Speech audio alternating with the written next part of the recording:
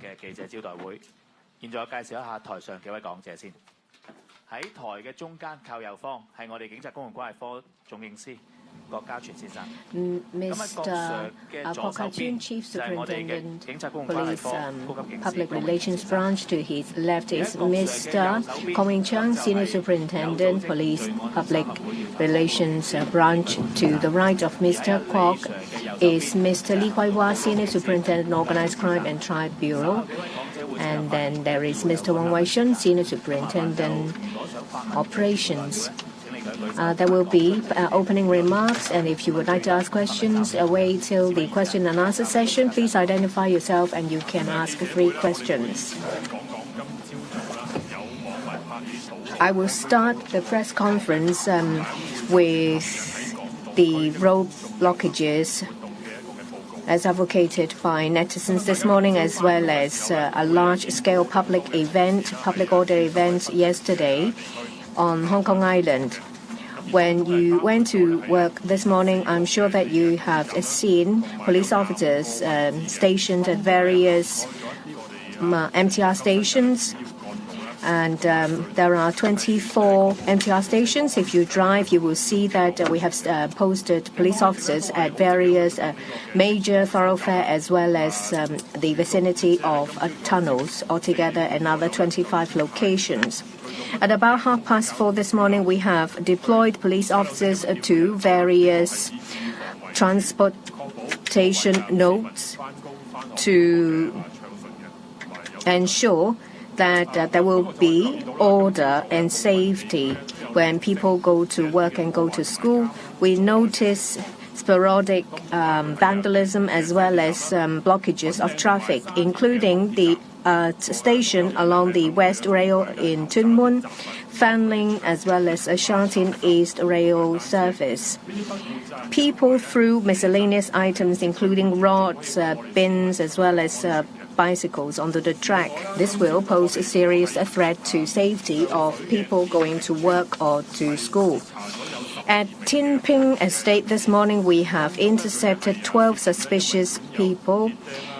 They are suspected to be in possession of petrol, some nails, and some sharp objects, intending to pierce tires. 6 of them are students. 1 claimed to be a teacher.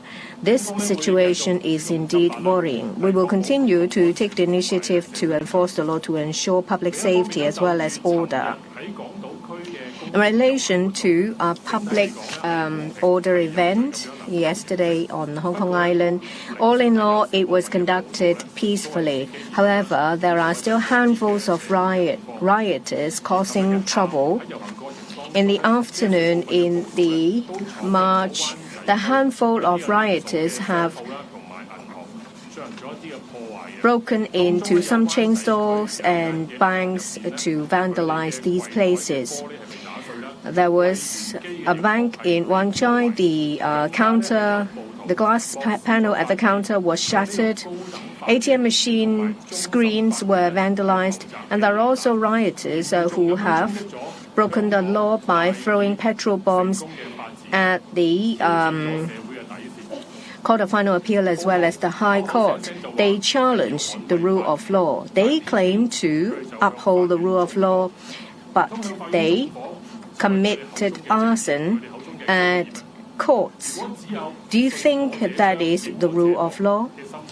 If their mentality is that you will live if you go my way, is the highway or hard way, does it mean that they have practically created the death of the rule of law and the death of democracy? We have arrested 11 people yesterday in the early hours, 7 males and 4 males. We have seized 1 semi-automatic pistol, over 100 rounds, some sharp objects, as well as several bulletproof vests. We believe that the arrestees were related to a number of cases under which police stations have been attacked by petrol bombs. These are very serious cases. It shows that public safety is hanging on a thread. In one of the cases, we have seized over 100 hollow point bullets. If they are used with a semi-automatic pistol, if the rioter was not arrested by the police, they would have successfully integrated themselves in the peaceful march. They could have at any time, at any location, attacked police officers or citizens participating in the public order event. The consequence is disastrous, and they have deliberately selected equipment that are similar to the official equipment of the police, namely the hollow point bullets. We don't rule the possibility that they try to pretend to be using legal equipment by police officers in order to blame the police. This is despicable. Innocent citizens might be hurt in the process. When will they stop? It is our natural duty to ensure people's safety and safety in their properties, and we also ensure that there will be freedom. There will be freedom to express themselves. We have very quickly disintegrated this radical violent syndicate. We have successfully ensured people's safety as well as their right to participate in a peaceful protest. I can't tell you how we have collected evidence. We have used a lot of resources and manpower to do so. We don't have a crystal ball. There is no way for us to be able to forecast where and when these perpetrators will inflict violence on others, but we will do our best to deploy manpower to ensure safety. And I will now defer to Mr. Kong about some details of our operations. Thank you. First of all, I'd like to clarify a number of things in relation to police deployment yesterday. First of all, the organizer criticized the police for closing a number of roads and streets towards the end of the procession to stop people from leaving, and at the same time affecting traffic. We have to clarify that there are some protesters who have deviated from the agreed route of the march. They have used miscellaneous items to block roads, which has affected an emergency vehicle access. We have to take action. We have to set up a cordon to stop the protesters' act and to ensure that emergency vehicles can gain access without being affected. We have taken into account citizens' freedom to protest, and we have to at the same time balance the right of members of the public to use roads. And very often in crowd management events, we appeal to the public to follow police instructions at the scene to leave. All participating protesters may leave, but they have to leave via the way as instructed by the police. There are also people criticizing the police for setting up roadblocks at various locations in Hong Kong to stop vehicles. They cast doubt on the purpose of our operation. I'd like to say that we make such deployments and arrangements having taken into account a recent law and order situation. That includes the seizure of a real gun yesterday. The situation was worrying. We have the duty to enhance our patrol, to stop perpetrators, to take advantage of the public order event, to cause trouble, and to do something that will affect public safety. Our operation has only one purpose, which is to protect life and property, and there are no other purposes. And this morning, we have arrested a dozen of people in Seizure. They are suspected to be in possession of glass bottles as well as petrol. We suspect that they are going to manufacture petrol bombs. They are also in possession of sharp objects to pierce tires. If they haven't been arrested, the consequence will be disastrous. Some people claim that police officers in possession of submachine guns and other firearms did so to intimidate or fight protesters. We clarify that such equipment was a response to the recent events. If anyone creates trouble during the protests, then appropriate equipment would be deployed by police officers. Even though the protest concluded in a largely peaceful manner, we regret to see acts including arson, the use of petrol bombs, etc. So the police officers are obliged to be equipped. All along, our goal has been to safeguard public safety. And at 1 a.m. today, at the junction between Sayan Choi Street and Shantung Street, a police officer ran into an altercation with protesters. The officer was hit with hard objects such as a torch. The injured person went into a coma and was taken to hospital. Upon arrival of police officers, the two perpetrators were arrested on wounding. We condemn such assaults due to differences in opinion. We will follow up on these incidents seriously and put the perpetrators to justice. Over this past weekend, the police arrested 42 people in total, including 37 males and 5 females aged between 14 and 63. The alleged crimes include rioting, possession of offensive weapon, possession of firearm without license, and intents to wound.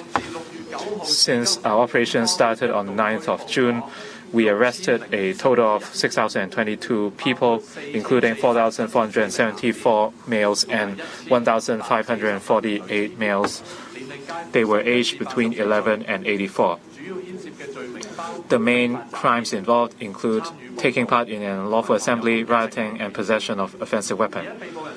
Among the arrestees, about 2,393 were students, making up nearly 40% of the total. So there is much cause for concern. In terms of the use of ammunition, over the past weekend, the police did not use any ammunition.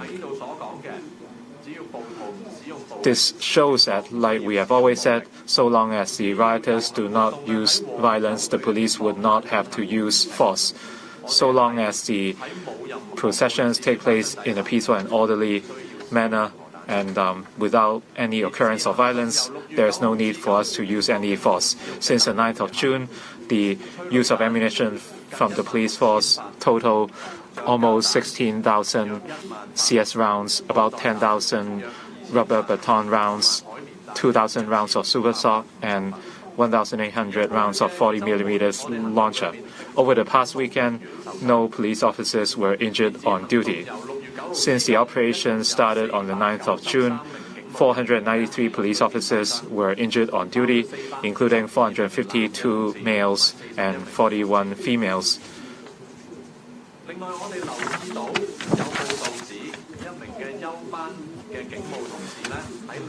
We realized that there were reports on the interception on an off-duty police officer who was equipped with a police baton when he was departing Hong Kong, and we confirmed the case. This police officer was equipped with a police baton so that if he runs into any illegal or violent acts when off-duty, he can exercise his duty. And this baton was placed into his own backpack, but when he went on holiday, he forgot to remove it from his backpack. And as such, at 9:30 a.m., yesterday he was intercepted while departing from the airport. We have already reminded the relevant officer, and he realizes that when he departs Hong Kong, he may not bring the police baton, and it was an inadvertent mistake. Since it is a new measure for the police to assign retractable batons to police officers, we would ensure that all officers would understand the arrangement to prevent recurrences of such incident, and we would remind all officers to leave behind their equipment at police stations before they go on holiday. Now I hand over to Mr. Kwok. I would now offer a summary. The police were shocked at the fact that teachers allegedly took part in unlawful activities together with their students. We also urge educators not to encourage, condone, or induce young students into conducting any unlawful, destructive, or violent acts. We also urge parents to pay attention to the activities of their children. Secondly, yesterday morning, the police seized real firearms within Hong Kong, as well as more than 100 rounds of bullets. You can imagine that if the many bullets are used by unscrupulous criminals to hurt other people, there could be mass casualties and the consequences could be dire.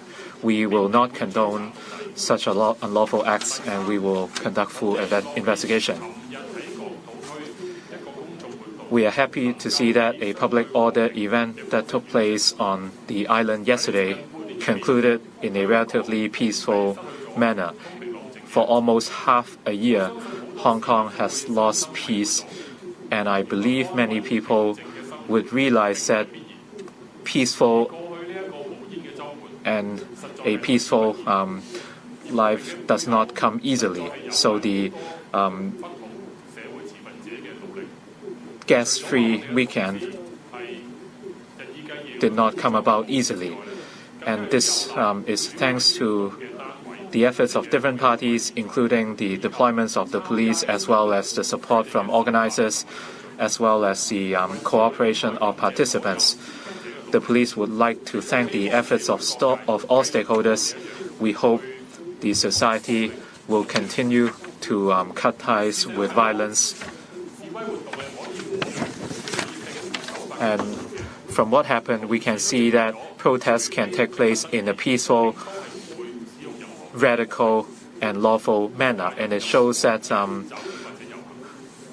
unless necessary, the police would not intervene with these peaceful activities or use any force. We hope our society can get back to the right tracks and peace can be restored as soon as possible. Summary. Yesterday, the public order event held on Hong Kong Island was generally peaceful. However, we regret to see peaceful protests yet again being hijacked by some radical protesters to inflict extensive damage to public facilities. They vandalized shops and set fire to court buildings. Such routine rioting acts pose a grave threat to public safety. The police strongly condemn all this lawless and reckless behavior. No excuses can justify these acts of violence against our own community. Among our observations, I would like to highlight 3 alarming issues, including the seizure of a large amount of weapons, the court arson yesterday, and the arrest of 12 people, including students, for possession of instruments fit for unlawful purpose this morning. Here I will give an overview on these cases. On Sunday, police mounted an operation at multiple locations across the city and arrested 8 males and 3 females. They were charged for conspiracy to wounding with intent, possession of firearm without license, and possession of instruments fit for unlawful purpose. A large amount of weapons were seized, including a semi-automatic pistol with 4 magazines, 3 of which were loaded, together with 100 rounds of bullets. We believe radicals intend to deploy these arsenal during yesterday's public order event on Hong Kong Island and to frame the police. Most alarmingly, these deadly weapons, if deployed in the public order event, could be used for fatal attack targeting not only the police but anyone in the protest. We express the strongest condemnation against this escalating violence. Besides, last night, some rioters spray-painted the exterior walls of the High Court and threw petrol bombs outside the High Court and the Court of Final Appeal. These cases are now classified as arson and will be investigated by Central District Investigation Team. The cases' significance go beyond the fact that arson is a criminal offense carrying a maximum penalty of life imprisonment. Rioters' destructive acts serve no other purpose than to vent their anger at grievances real and emergent. So the rioters are basically damaging the independence of the judiciary and disrespecting the rule of law, one core value that every one of us takes part in. On the other hand, this morning, police arrested 10 males and 2 females for unlawful assembly and possession of instruments fit for unlawful purpose in Shangshui. We believe that they make different kinds of self-made weapons for road blockage and vandalism. What alarmed us is that among those arrested, 6 of them are students and 1 is a teacher. Teachers are supposed to nurture young talent and groom them into future leaders. They certainly should make a clear stand against violence and do all they can to prevent students from continuing with this destructive act instead of leading them to do so. Moving on to arrest figures. Over the weekend, the police has arrested in total 42 people, consisting of 37 male and 5 female, aged between 14 and 63. Offenses include possession of firearm without license, possession of offensive weapons, conspiracy to wounding, and unlawful assembly. In conclusion, it has been almost 6 months. Hong Kong has been gripped by violence. Peaceful protests have been hijacked by radical protesters to commit destructive acts like arson, property destruction, and indiscriminate attack on innocent citizens, and so on. Ordinary citizens are constantly living in fear as a result of the widespread violence. Everyone in society is a loser. I must emphasize, no excuses, no propaganda can justify or glorify acts of violence. We appeal to every member of the society to join us in condemning such violent acts. We all should stand up and step out violence right now. Thank you. 問題時間開始。港台唔該。Question time, RTHK. I'd like to ask you about some figures for the past 6 months, that is the number of prosecutions as well as the number of arrests and prosecution for those under the age of 16. You mentioned about a case when off-duty police officers are issued with retractable baton and pepper spray. Do you have any numbers as to how many times they've used it? Previously, there was an announcement saying that in a month there would be a review. What about that review? And there were a number of controversies over the past 6 months. Has there been any police officers that have alleged to have used excessive violence or that they have violated police order and as a result of being sanctioned or investigated into? I'd like to defer to Mr. Kong about police deployment as well as off-duty officers as well as retractable baton. I have already mentioned so far in the period of 6 months we have arrested 6,022 people. 956 of them have been prosecuted. That includes 767 males and 189 females. Most of them are being investigated into. If we have sufficient evidence, we don't rule out the possibility of prosecution. I was talking about the number of charges we have laid. According to my record, for those that are under the age of 18, there are 946 of them. In relation to age distribution of cases with where charges have been laid, I don't have the information. I'd like to answer the last part. In the past 6 months, there has been a number of incidences of various scales. CAPO has received a number of complaints. My understanding is that all these complaints are being investigated into. We will act in accordance with the requirements under the IPCC ordinance. The results of these investigations will be referred to the IPCC. And as to whether there are any police officers being investigated into, if you have participated in any protests or any events in the past 6 months, if they have any complaints, they can lodge their complaints in accordance with the established mechanism, and they will be seriously followed up. My understanding is that when it comes to the use of force, as I mentioned last week, whether they are on duty or off duty, they are bound by guidelines in relation to the use of force under the Police General Order. It's not the case that if they're off duty, they're not bound by it, so you don't have to worry. In relation to the issue of retractable baton to off-duty officers, whether there has been any review, or defer to Mr. Wong. About off-duty police officers being issued with retractable baton as well as pepper spray for use should they need to. We have been conducting a review whether there are about difficulties encountered by police officers or whether this arrangement is effective or whether there is any room for improvement. At this stage, we see that it's been an effective arrangement.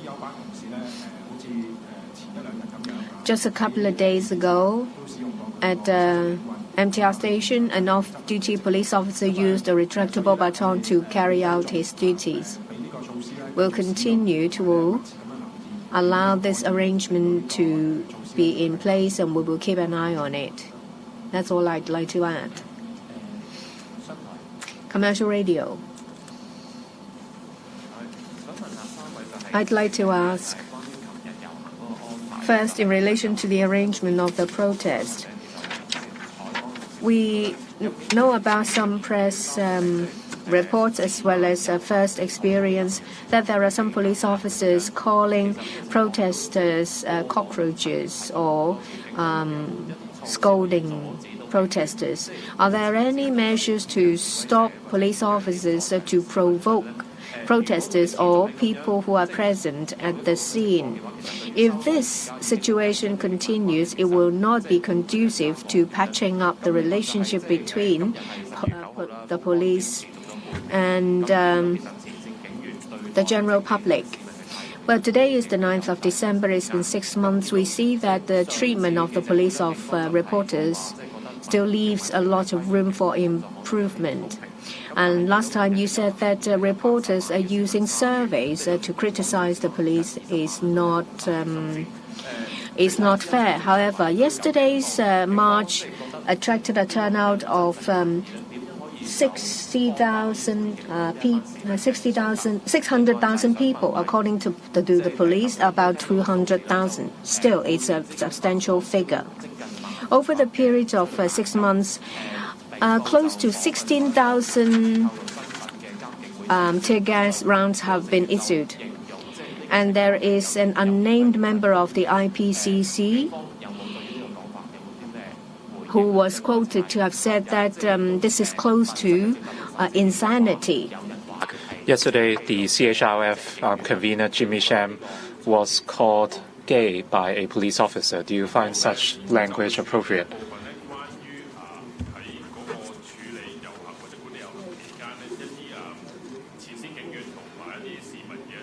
When dealing with protests and the altercations between police officers and public, I would defer to Mr. Kong. And in terms of the popularity poll, we would address that too. As for the use of tear gas, I would defer to Mr. Wong. Mr. Kong, please. On the first question, in live footage, we did see that there were provocations from both police officers and protesters. And I believe there is room for improvement in the use of language by our officers. But according to many frontline officers, as well as PPRB officers at the site yesterday, we also heard a lot of verbal provocations from protesters, including obscenities directed towards the families of police officers and other very obscene words. I think the key is mutual respect. This is very important. So both sides are liable for that. The situation somewhat improved recently. There were less obscenities, and on one case we saw the heart sign being the heart gesture being displayed. So we have reminded our officers to practice mutual respect.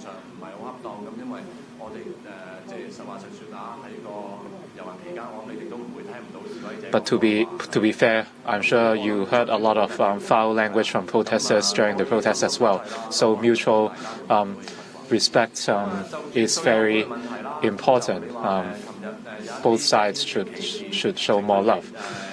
As for the alleged use of discriminatory speech used yesterday, of course that would not be appropriate. But we are yet to substantiate that from any live footage, so I would not comment on that. But if anyone did use such speech, it would be inappropriate. I think it is about the consensus that we should not discriminate against each other in our society. We should not, in the same way, we should not beat up someone just because they don't hold the same views. And we would not jeopardize freedom of choice of other people. So as a whole, I don't think the culture of discrimination should be tolerated. Mr. Wang, in the last half a year, a lot of things happened. There were a lot of protests or violent protests and other incidents. Whenever we ran into violence, our frontline officers had to enforce the laws, and that would involve the use of force.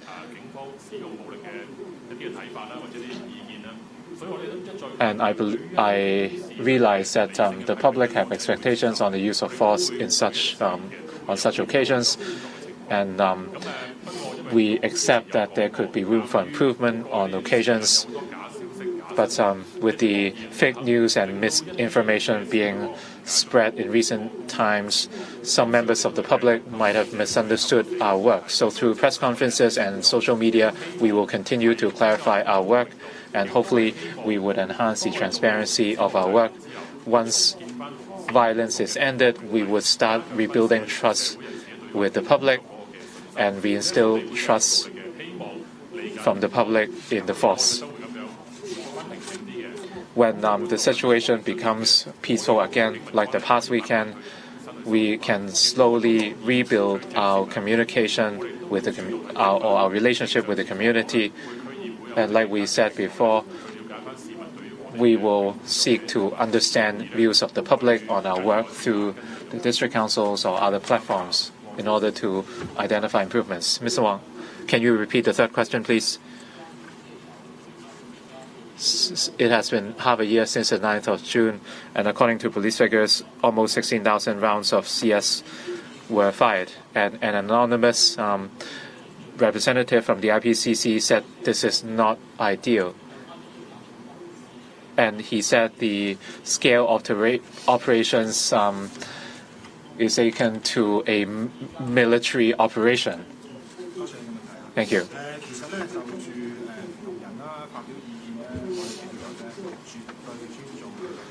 The police certainly respect the views and the freedom of different people or parties to voice their views.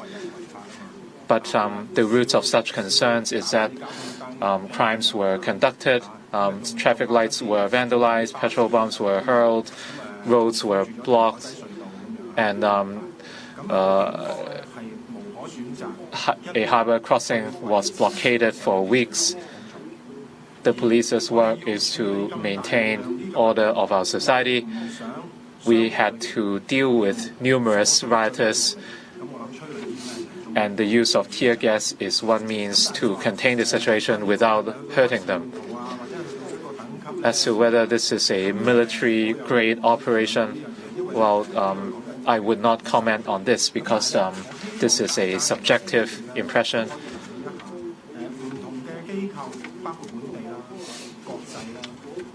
I hope the society would realize that different bodies locally and internationally, and including NGOs, would produce survey results in order to convince people of a certain view. But these days, there are a lot of smearing campaigns and misinformation being floated around, which could mislead people, especially allegations against the police and other bodies.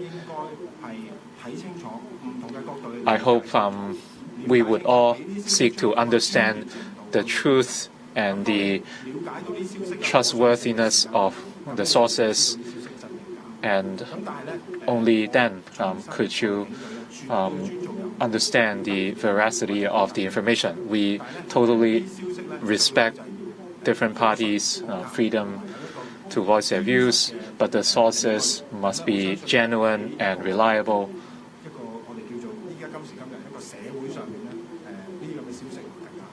I think that would be a better way to look at the information.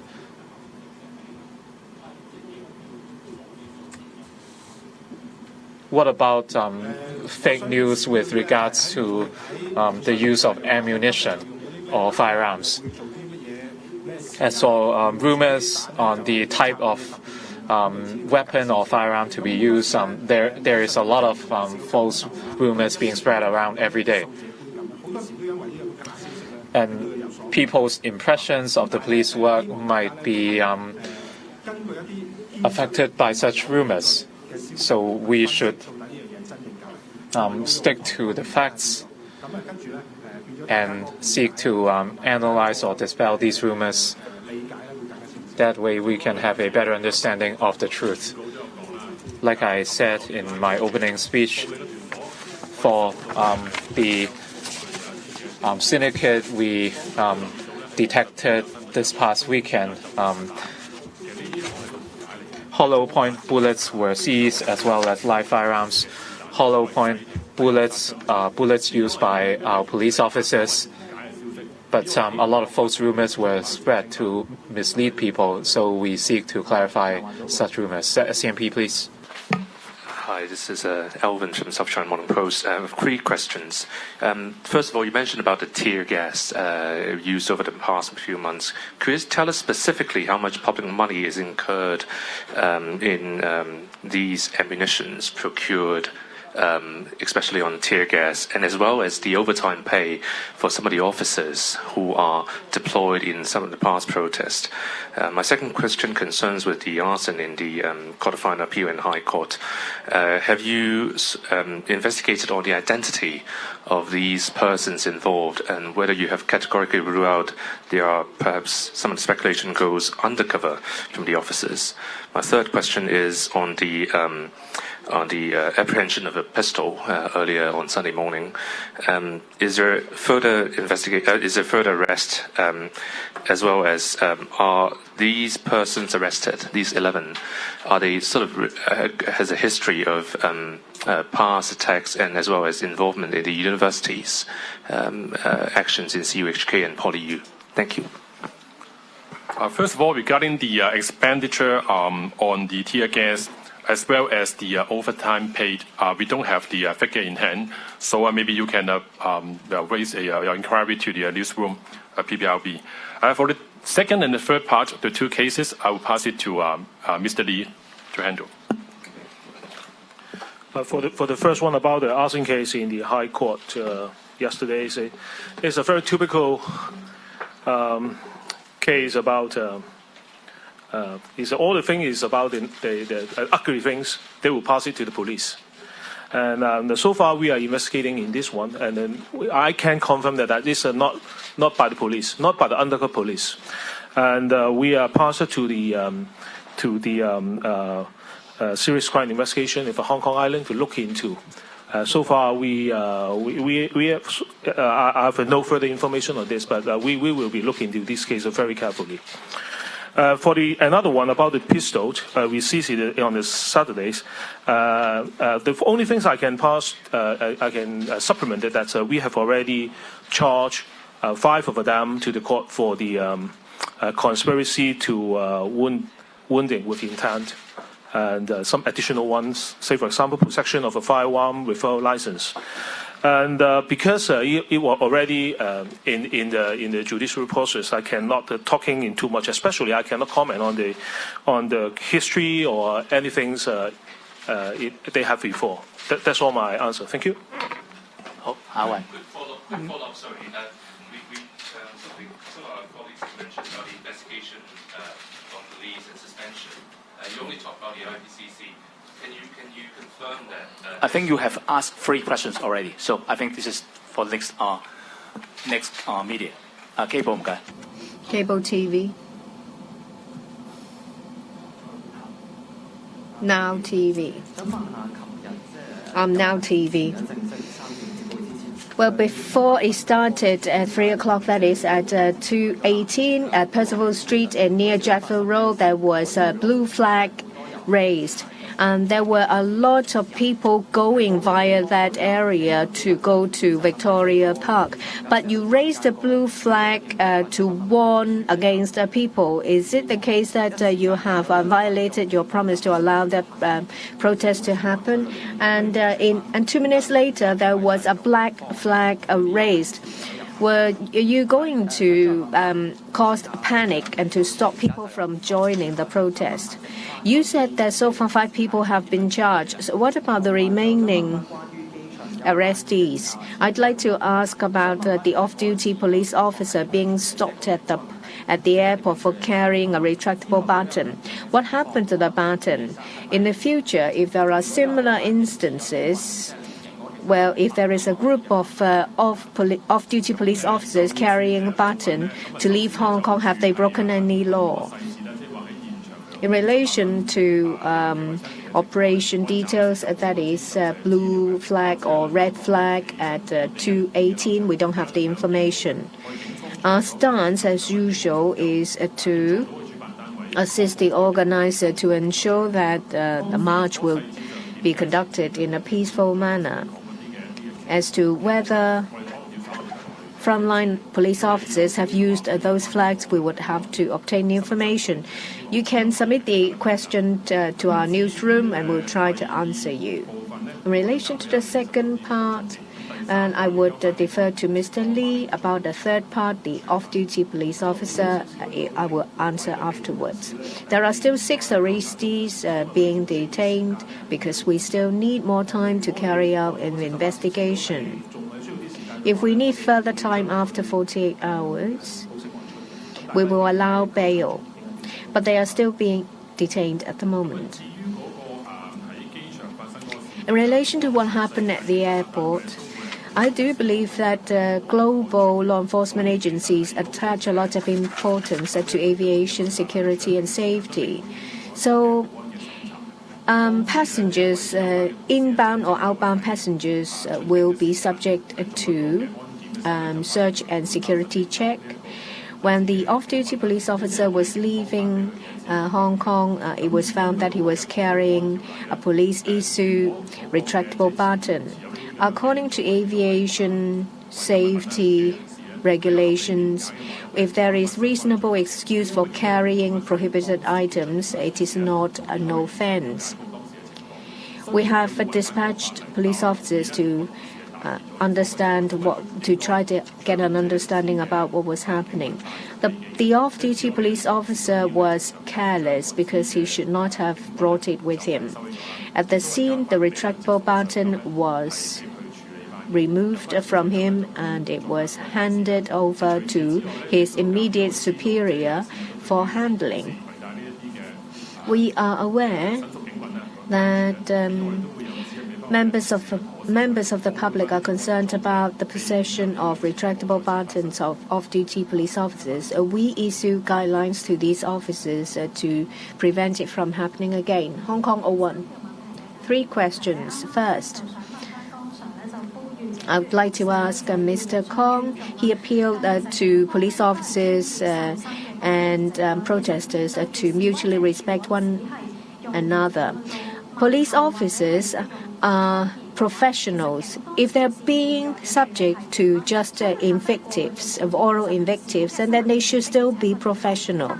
There has been a lot of footages showing that protesters only inflict verbal invectives over them. Why would the police be so violent? It's been 6 months. Has there been any review? Has there been any new guidelines issued to police officers to improve the situation? It's just like some footages at Percival Street. Police officers raised the black flag because they've been scolded by protesters. Does it mean in the future that if they've been scolded at, police officers are entitled to use violence as well as tear gas? Just now you said that a number of complaints have been received by the couple. So far, how many are there?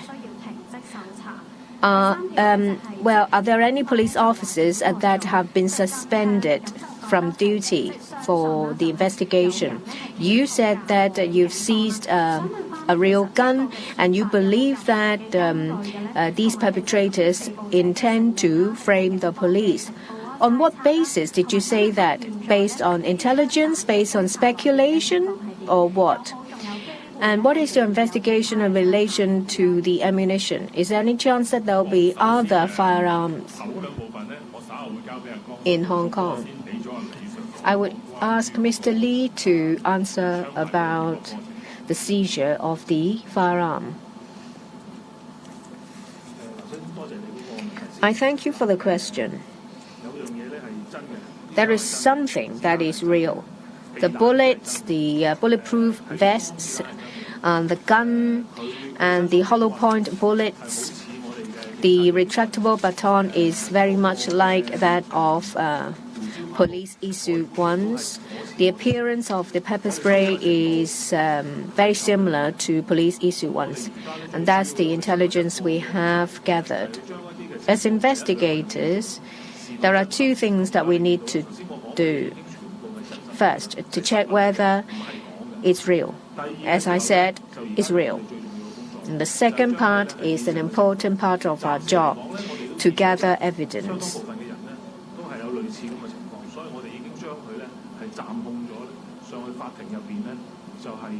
We have we have charged them with a conspiracy to wounding. The case is now in sub judice, so I can't divulge any more information. I've told you about the things that are real. Is that enough to make you believe that Hong Kong is blessed because these disasters did not happen? You ask about the provenance of the ammunition and firearm. That is a major area of our investigation, because the ammunition and firearm pose great threats to our safety. So we have devoted a lot of resources to see where it came from and whether there are others. Back to the first question. In the last 6 months, the whole society has been under stress, and the same for our officers, protesters, and the public in general. The pressure for our officers came from many sources, including verbal abuse while on duty. And we also constantly face the threat of doxing. The officers' families might be subject to abuse, and homes were hurled with petrol bombs. And these are things that protesters might not be subject to themselves. I agree that police officers must be professional in managing our emotions and dealing with various incidents, and to facilitate that in terms of mental and psychological support and counseling, we did a lot the past 6 months. Our psychological services division would offer a room for officers to take a break, and the staff would also work with our police officers at police stations to understand more about their work and offer appropriate recommendations or counseling.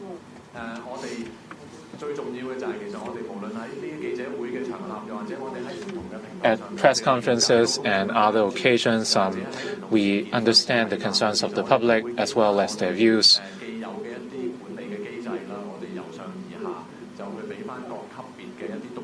And we would relay messages through the hierarchy to our supervisors, and in turn, they can remind officers of the professional attitudes they should embrace while on duty.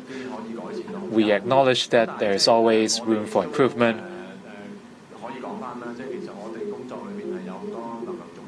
But I would say that we have a lot of working guidelines on the use of force, the use of police powers, etc. We have a lot of guidelines in place. We also have a complaints mechanism. If anyone feels aggrieved, we have a sound complaints handling mechanism to deal with such. As of last Friday, well, I have to confirm with CAPO the actual figures, but according to the information I have on hand, more than 1,300 cases of complaints against the police were received, and CAPO has set up a special investigation team to follow up on these 1,300 complaints, and based on the requirements of the IPCC ordinance, we would hand over the relevant information and figures to the IPCC. Like we said, we do care about concerns from the public, but we do face challenges in dealing with some of these complaints. Over the past months, we have said time and again that with regards to serious allegations, very often the victims or complainants have voiced their dissatisfaction or personal accounts through different channels, but I hope that they would provide a witness statement and provide us with additional information to facilitate follow-up. Usually, very often, such requests were rejected by the complainants, and this would hinder our investigations. The reason is that their accounts or witness statements would help give justice to the truth.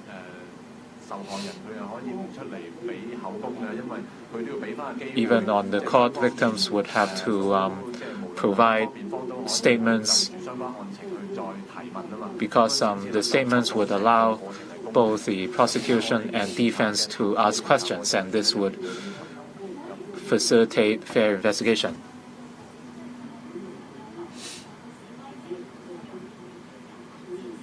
If police officers are subject to verbal provocation from protesters, can the police use force? Our officers are subject to professional training. We request constraint from them. This is our requirement all along.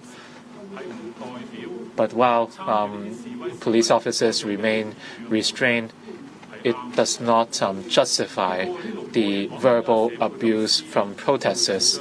The rifts and conflicts in our society the past 6 months were not just the responsibility of the police. For rioters or members of the public who provoked the police force, they were also liable. If we want to restore peace to our society, we should exercise greater respect.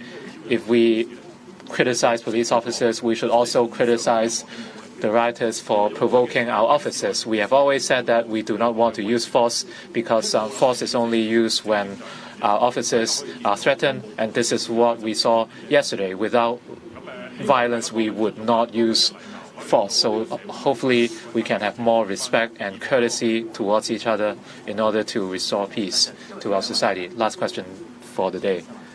Xinhua Agency.